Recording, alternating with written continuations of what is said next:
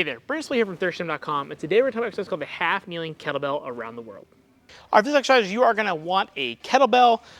You can get away with the dumbbell, but I prefer a kettlebell. I'll kind of show why here in a second. I've got a pad here to get my half kneeling position to make it a little more comfortable on my turf, but otherwise you just need a little bit of space. And what you're going to do, we're getting that half kneeling position. So half kneeling position is essentially the bottom position of a lunge or a split squat. One leg forward, knee in line with our toe and our hip. And again, we got a 90-degree position here. Back leg is still forward. I'm making sure that my hip is forward here, so I'm not sitting back into it. I'm nice and tall, but I want to make sure I'm not extending through my back here. I want to make sure my ribs are somewhat down. Then I'm going to take the kettlebell. There's like the kettlebell so we can hold it upside down. So the weight here is at the top.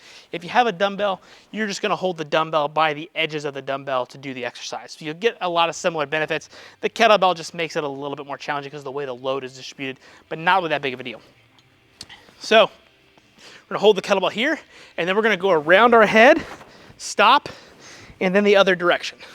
So I'm going to come to each position, stop for a brief second, holding it here upside down in this case, we've got your dumbbell, but you want to make sure that it stays in front of you the whole time, that we're not trying to like do this kind of thing where I'm bringing it around my whole body, keeping my ribs down, my glute engaged, my trunk engaged, and then I'm going to get some good quality shoulder work as well as midsection, glute, and full body control of the exercise.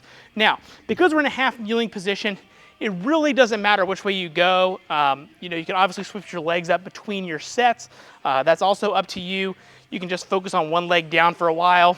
Doesn't really matter at the end of the day.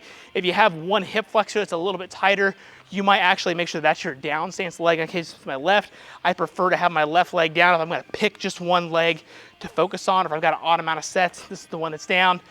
But really the goal is to focus on the directions and then using that half kneeling position to get some hip flexor lengthening in there as needed, but also to challenge the stability overall of the full body from the exercise. So it's a general shoulder health exercise. It's great for keeping your shoulders feeling good. My recommendation is doing this anywhere from 6 to 12 per direction. So you can do these for pretty high reps, keeping a lot of time under tension, keeping your shoulders happy. You can use this as a warm-up drill. So you can do one leg down on each side, 5 or 6 rotations per side to really warm your shoulders up before you go to bench press, overhead press, all that kind of stuff. You can pair it as a prehab exercise with some of your trunk work. You can put it into a conditioning circuit as a filler for that circuit to kind of give you some downtime but still get some quality shoulder benefits out of it. Lots of ways to use this exercise in your training programs. So if you haven't had any questions about it, just let me know in the comment section below. Thanks. Have a great day.